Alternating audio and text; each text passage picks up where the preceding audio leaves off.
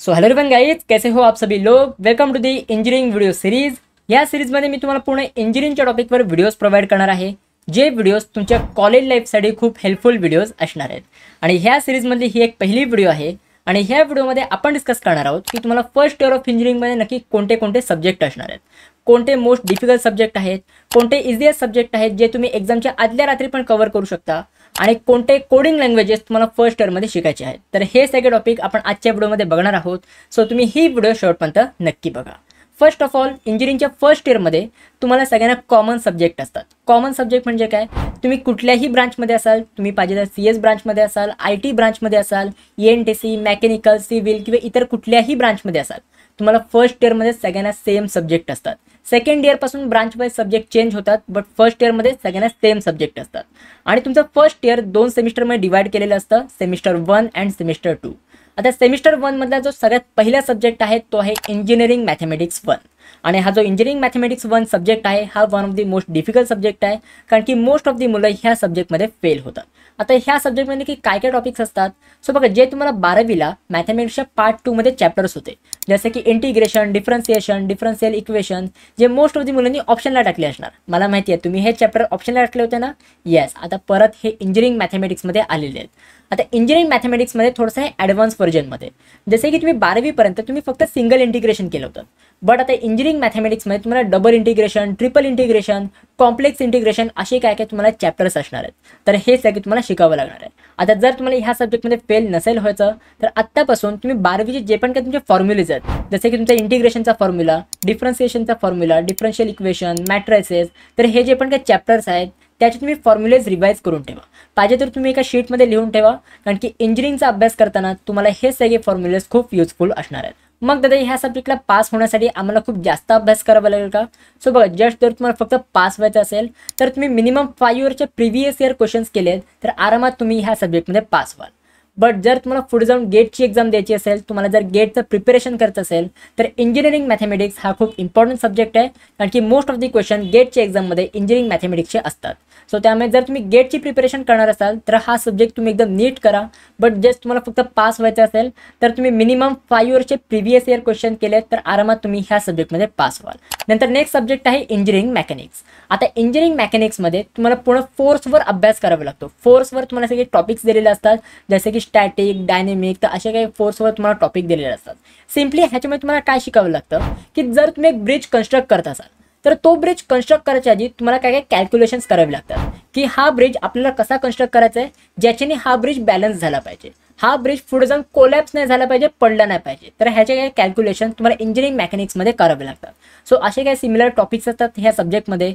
जी पण मुलं mechanical engineering आणि सिव्हिल इंजिनिअरिंग ह्या ब्रांचमध्ये आहेत तर त्या मुलांसाठी हा सब्जेक्ट खूप इम्पॉर्टंट आहे, कारण की पुढे जाऊन तुम्हाला ह्याच रिलेटेड सगळे तुम्हाला टॉपिक्स असणार आहेत। बट जी पण मुलं टेक ब्रांचमध्ये आहेत तर त्या मुलांना ह्या सब्जेक्टचा एवढा काही इम्पॉर्टन्स नाही आहे।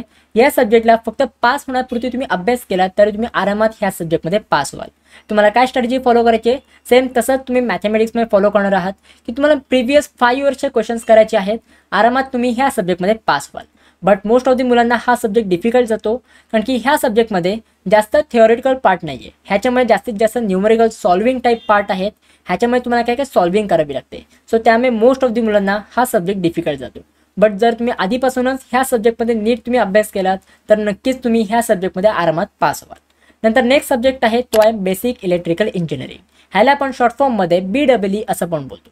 आता बेसिक इलेक्ट्रिकल इंजिनिअरिंग हे नाव ऐकल्यानंतरच तुम्हाला कळालेलं असेल की ह्या सब्जेक्टमध्ये नक्की काय असणार आहे। तर ह्या सब्जेक्टमध्ये तुम्हाला पूर्ण इलेक्ट्रिसिटीवर दिलेलं असेल, जसे की AC सर्किट काय असतं, DC सर्किट काय असतं, हाफ वेव्ह रेक्टिफायर काय असतात, फुल वेव्ह रेक्टिफायर काय असतात, ट्रान्सफॉर्मर, परत KCL, KVL म्हणजे Kirchhoff current law, Kirchhoff voltage law, परत ट्रान्सफॉर्मर, इंडक्टर काय असतं, कॅपॅसिटर काय असतं, मॅग्नेटिक फील्ड काय असते, तर हे सगळं तुम्हाला ह्या सब्जेक्टमध्ये दिलेलं असेल।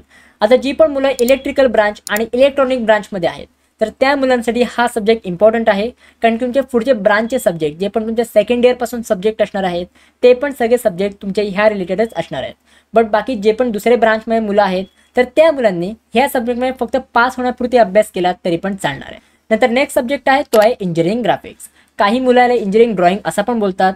आता हा जो सब्जेक्ट आहे हा काही युनिव्हर्सिटीजमध्ये सेकंड सेमिस्टरला असतो आणि काही युनिव्हर्सिटीजमध्ये फर्स्ट सेमिस्टरला असतो। फॉर एक्झाम्पल मुंबई युनिव्हर्सिटीमध्ये हा सब्जेक्ट सेकंड सेमिस्टरला आहे।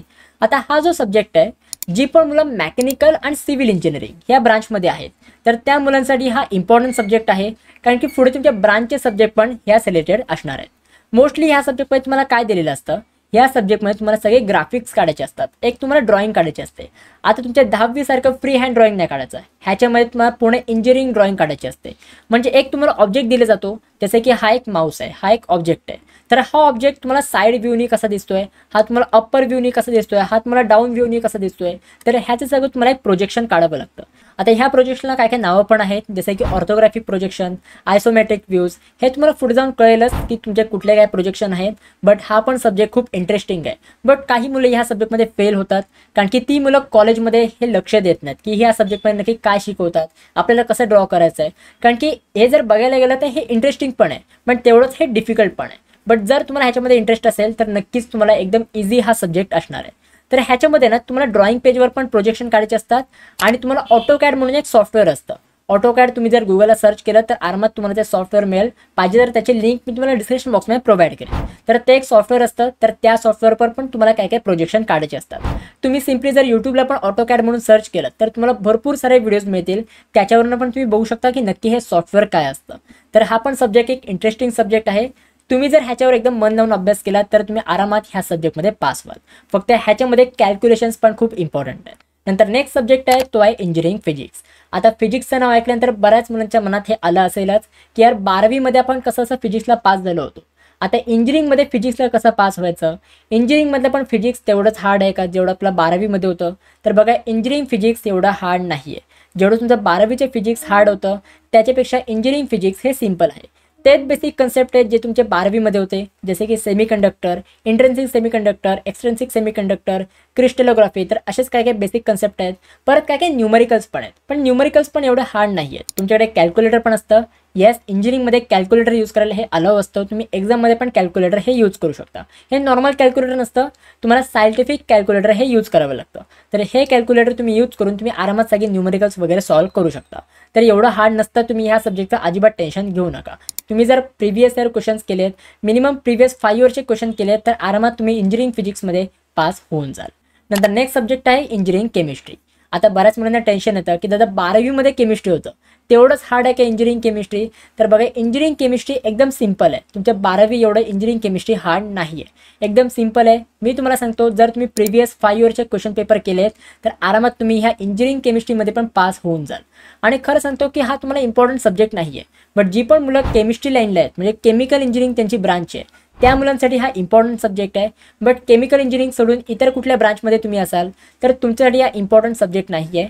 फक्त पास होण्यापुरती तुम्ही ह्याचा अभ्यास केला तर आरामात तुम्ही ह्याच्यामध्ये पास होऊन जाल. तुम्हाला फक्त प्रिव्हियस 5 इयरचे क्वेश्चन करून जायचं. नंतर नेक्स्ट आहेत आपले प्रोग्रामिंग लँग्वेजेस, म्हणजे आपले कोडिंग लँग्वेजेस. मग दादा मला फर्स्ट इयरमध्ये कोणते कोडिंग लँग्वेज आम्हाला शिकावे लागतात. सो बघा it's depend on your university. काही युनिव्हर्सिटीजमध्ये सगळ्यात पहिले सी लँग्वेज शिकवली जाते आणि त्याच्यानंतर सेकंड इयरपासून पायथन शिकवली जाते. बट काही युनिव्हर्सिटीजमध्ये फर्स्ट इयरला पहिले पायथन शिकवले जाते आणि त्याच्यानंतर सेकंड इयरपासून C++ ही लँग्वेज शिकवली जाते.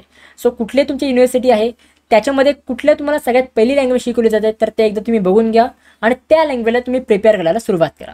मग दादा मी कोडिंग कशी शिकावी. सो बघा यूट्यूबला भरपूर सारे यूट्यूब चॅनल अवेलेबल आहेत जे तुम्हाला लिटरली फ्रीमध्ये कोडिंग शिकवतात. एकदम बेसिकपासून ते ॲडव्हान्सपर्यंत एकदम फ्रीमध्ये कोडिंग शिकवतात.